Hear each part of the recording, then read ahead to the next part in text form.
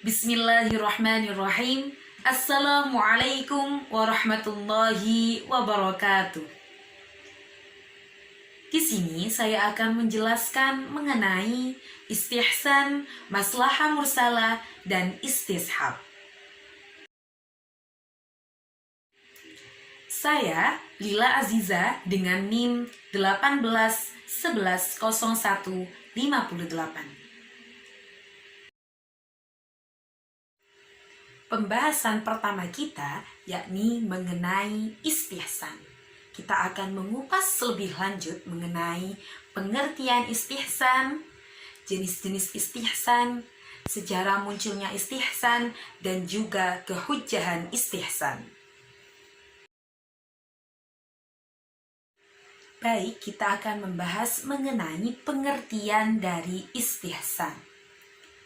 Pengertian istihsan menurut etimologi yaitu berasal dari masdar dari kata istahsana yastahsinu istihsanan, yang artinya menganggap baik sesuatu.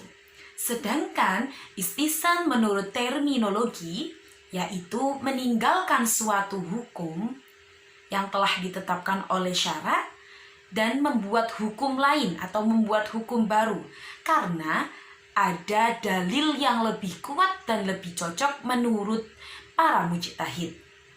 Baik itu dengan meninggalkan kias jali dan menggunakan kias khofi untuk sandaran hukum, atau bisa jadi menetapkan hukum dengan mengambil permasalahan yang sifatnya juz'i daripada permasalahan yang sifatnya kulli. Itulah pengertian dari istihsan. Selanjutnya kita akan membahas mengenai sejarah munculnya istihsan. Bagaimana sih sejarah munculnya istihsan? Memang seperti yang kita ketahui bahwasanya istihsan ini tidak disebutkan dalam nas, baik itu Al-Quran maupun As-Sunnah. Akan tetapi tidak dipungkiri bahwasannya istihsan ini juga pernah diaplikasikan pada masa sahabat Nabi dan juga tabi'in. Kenapa? Karena jika memang benar-benar tidak ditemukan pemecahan masalah di dalam Al-Quran, As-Sunnah, ijma' maupun qiyas, maka seorang mujtahid itu menggunakan ra'yun. Dan di dalam ra'yun itu juga ada istihsan. Salah satunya yaitu menggunakan istihsan. Dan istihsan ini berarti juga pernah diaplikasikan pada masa sahabat dan tabi'in. Akan tetapi memang belum masyhur dan belum disebut dengan istihsan. Begitu. Akan tetapi istihsan ini masyhur pada masa Imam Abu Hanifah. Selanjutnya kita akan membahas mengenai kehujjahan istihsan. Dalam kehujjahan istihsan ini terdapat perbedaan pendapat di antara para ulama. Ada ulama yang menerima kehujjahan istihsan, ada juga ulama yang menolak kehujjahan istihsan. Adapun ulama yang menerima istihsan sebagai hujjah antara lain yaitu Imam Abu Hanifah, Imam Malik, dan juga sebagian pengikut dari Imam Ahmad bin Hanbal. Mengapa mereka menerima? Dengan alasan mereka menganggap semua ini merupakan rahmat Allah. Jika memang para mujtahid itu masih diberikan kesempatan untuk memindahkan sebuah hukum ke hukum yang lainnya. Dengan tujuan dengan pemindahan hukum itu maka akan muncul kemaslahatan dan menolak kemafsadatan. Sedangkan ulama yang menolak dan tidak menerima istihsan sebagai hujjah antara lain yaitu Imam Syafi'iyah dan Dhahiriyah. Imam Syafi'i dan para pengikutnya menolak istihsan ini dijadikan hujjah.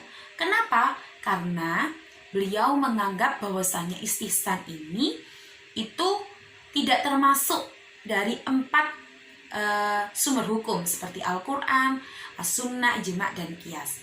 Dan barang siapa yang tidak menggunakan itu, maka dianggap sebagai menggunakan hawa nafsu dan juga menciptakan syariat baru. Maka pada golongan ini menolak istihsan dijadikan sebagai hujjah. Selanjutnya kita akan membahas mengenai jenis-jenis istihsan. Jenis-jenis istihsan menurut sudut pandang dibagi menjadi dua, yaitu berdasarkan dalil yang mendasarinya dan juga berdasarkan kuat tidaknya pengaruh. Yang pertama yaitu kita membahas mengenai istihsan yang berdasarkan dalil yang mendasarinya. Dibagi menjadi 4 bagian. Yang pertama yaitu istihsan dengan nas, yang kedua istihsan dengan ijma', yang ketiga istihsan dengan kedaruratan, dan yang terakhir istihsan dengan urf. Adapun pengertian dari istihsan dengan nas yaitu meninggalkan hukum qiyas menuju hukum yang lain yang berdasarkan dengan Al-Quran dan As-Sunnah. Sedangkan yang kedua, istihsan dengan ijma', yaitu pengertiannya adalah terdapat ijma', baik itu ijma' sharih maupun ijma' sukuti, yang berdasarkan suatu hukum yang menyelisihi hukum qiyas dan ketentuan umum. Sedangkan istihsan dengan kedaruratan yaitu ada suatu mujtahid yang memandang sebuah kedaruratan atau sebuah kemaslahatan yang dengan memandang itu mujtahid ini meninggalkan sebuah qiyas tersebut dengan tujuan untuk menolak kedaruratan dan mewujudkan kemaslahatan. Sedangkan yang terakhir yaitu istihsan dengan urf. Istihsan dengan urf ini yaitu meninggalkan suatu hukum qiyas karena menuju ke hukum lain yang berbeda yang berdasarkan pada urf, baik itu urf berupa perkataan maupun perbuatan. Sedangkan istihsan berdasarkan kuat tidaknya pengaruh dibagi menjadi 4.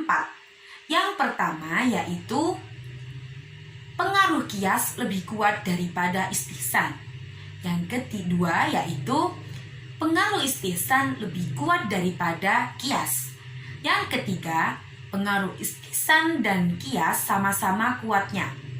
Maka dalam permasalahan yang ketiga ini bagaimana? Yaitu qiyas ditarjih daripada istihsan. Sedangkan jenis yang keempat yaitu qiyas dan istihsan sama-sama lemah dalam pengaruhnya. Bagaimana dalam hal ini? Maka yaitu ada 2 pilihan. Yang pertama yaitu menggugurkan keduanya, yang kedua yaitu menggunakan qiyas sebagai hukum sebelumnya. Pembahasan kedua kita yaitu mengenai maslahah mursalah. Dalam hal ini saya akan menjelaskan mengenai pengertian maslahah mursalah, pembagian maslahah, tingkatan dalam maslahah, dan yang terakhir yaitu kehujjahan maslahah mursalah. Yang pertama kita akan membahas mengenai pengertian dari maslahah mursalah. Maslahah berasal dari kata al-maslahah yang artinya yaitu kesesuaian, kebaikan, keselarasan, dan kelayakan. Sedangkan menurut terminologi maslahah mursalah yaitu tidak adanya nas yang menjelaskan mengenai suatu peristiwa yang mengandung kemaslahatan, mengandung sesuatu yang tidak menolak atau bertentangan dengan syariat. Baik itu menetapkan hukum, larangan untuk melaksanakan maupun perintah untuk melaksanakan. Baik, selanjutnya kita akan membahas mengenai pembagian maslahah. Ada 3 pembagian maslahah. Yang pertama yaitu maslahah mu'tabarah, yang kedua yaitu maslahah mulghah, dan yang terakhir yaitu maslahah mursalah. Yang pertama yaitu maslahah mu'tabarah. Apa maslahah mu'tabarah itu? Maslahah mu'tabarah yaitu kemaslahatan yang memang didukung oleh syariat. Contohnya apa? Yaitu penetapan hukum qisas terhadap pembunuhan yang sengaja. Yang kedua yaitu maslahah mulgha. Maslahah mulgha ini berkebalikan dengan maslahah mu'tabarah, yaitu maslahah mulgha adalah kemaslahatan yang ditolak dan tidak didukung oleh syariat. Contohnya apa? Meminum minuman keras atau khamr dengan alasan untuk menghilangkan stres. Itu termasuk contoh dari maslahah mulgha.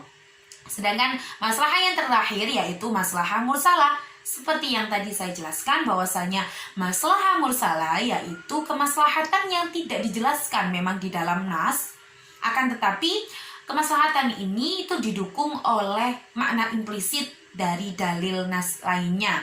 Contohnya dalil qiyas gitu. Itu pembagian dari maslahah. Selanjutnya kita membahas mengenai tingkatan dari maslahah. Ada 3 tingkatan. Yang pertama yaitu maslahah dzaruriyah, yang kedua yaitu maslahah hajiyah, yang ketiga yaitu maslahah tahsiniyah. Yang pertama yaitu tingkatan maslahah dzaruriyah. Dzaruriyah berarti penting. Jadi segala sesuatu yang dianggap sangat penting dalam tegaknya sebuah kehidupan manusia. Jadi, jika tidak ada sebuah kemaslahatan ini, maka akan rusak kehidupan manusia. Contohnya apa? Memelihara agama, memelihara akal, memelihara keturunan, harta benda, dan lain-lain. Itu termasuk maslahah dzaruriyah. Yang kedua yaitu maslahah hajiyah. Maslahah hajiyah ini segala sesuatu atau menggunakan atau melaksanakan segala sesuatu yang selain tadi, yang selain dari maslahah dzaruriyah. Gitu.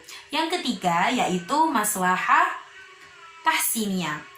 Maslahah tahsiniyah itu menggunakan segala sesuatu yang layak dan pantas dilakukan sesuai dengan adat kebiasaan dan sesuai dengan mahasinul akhlak. Gitu. Itu tadi tingkatan dari maslahah. Selanjutnya kita membahas mengenai kehujjahan dari maslahah mursalah. Seperti sebelumnya bahwasanya di dalam kehujjahan maslahah mursalah ini juga terdapat perbedaan pendapat di antara para ulama. Ada ulama yang menolak dan juga ada ulama yang menerima. Adapun ulama yang menerima maslahah mursalah ini sebagai dalil penetapan hukum yaitu Imam Maliki.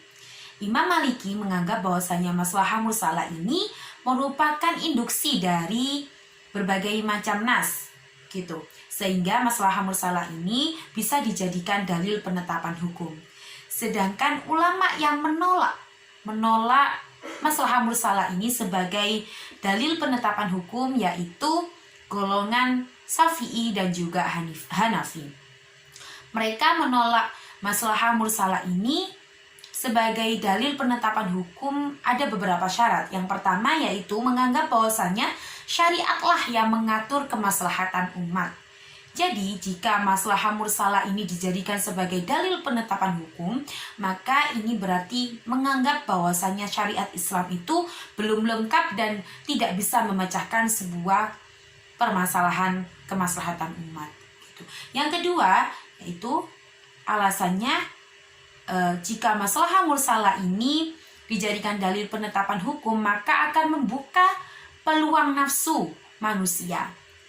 Itulah alasan dari Imam Syafi'i dan Imam Hanafi menolak maslahah mursalah sebagai dalil penetapan hukum. Pembahasan selanjutnya yaitu mengenai istishab. Mulai dari pengertian istishab, jenis-jenis istishab, dan juga kehujjahan istishab. Yang pertama kita akan membahas mengenai pengertian dari istishab. Istishab menurut etimologi berasal dari kata istishabah yang artinya istimrarus sahabah. Istimrar artinya selalu dan terus-menerus, sedangkan sahabah yaitu teman atau menemani. Jadi bisa diartikan yaitu selalu menemani dan membersamai. Sedangkan istishab menurut terminologi yaitu penetapan suatu hukum di masa kini maupun masa yang akan datang sesuai atau berdasarkan dengan apa yang telah ditetapkan dan berlaku sebelumnya. Itulah pengertian dari istishab. Selanjutnya kita akan membahas mengenai kehujjahan istishab. Dalam hal ini ada 3 pendapat ulama mengenai kehujjahan istishab. Pendapat yang pertama yaitu menganggap bahwasanya istishab ini merupakan hujjah atau dalil yang dapat digunakan untuk penetapan hukum maupun penghapusan hukum.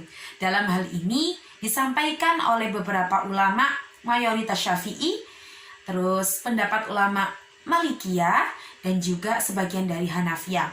Sedangkan pendapat yang kedua itu mereka menganggap bahwasanya istishab ini tidak bisa dijadikan sebagai dalil atau hujjah dalam penetapan hukum. Ya, ini merupakan pendapat dari mayoritas ulama Hanafiyah. Sedangkan pendapat yang terakhir yaitu pendapat yang disampaikan oleh mayoritas Hanafiyah dan sebagian Malikiyah. Mereka menganggap bahwasanya istishab ini bisa dijadikan hujjah atau dalil dalam membantah orang-orang yang menganggap bahwasanya tidak ada perubahan hukum. Baru istishab ini bisa dijadikan sebagai dalil atau hujjah. Itulah tadi beberapa pendapat dari ulama mengenai kehujjahan istishab. Yang terakhir kita akan membahas mengenai jenis-jenis dari istishab. Ada 3 jenis istishab. Yang pertama yaitu istishab hukum asal yang belum ditemukan, tidak ditemukan dasar hukumnya. Yang kedua yaitu istishab al-bara'ah al-asliyah, dan yang terakhir yaitu istishab hukum yang ditetapkan ijma' dalam masalah yang masih diperselisihkan. Itulah tadi jenis-jenis dari istishab. Demikianlah penjelasan dari kami mengenai istihsan, maslahah mursalah, dan istishab. Semoga apa yang kami jelaskan bermanfaat bagi kita semua, dan kurang lebihnya mohon maaf yang sebesar-besarnya. Ihdinas shiratal mustaqim. Assalamualaikum warahmatullahi wabarakatuh.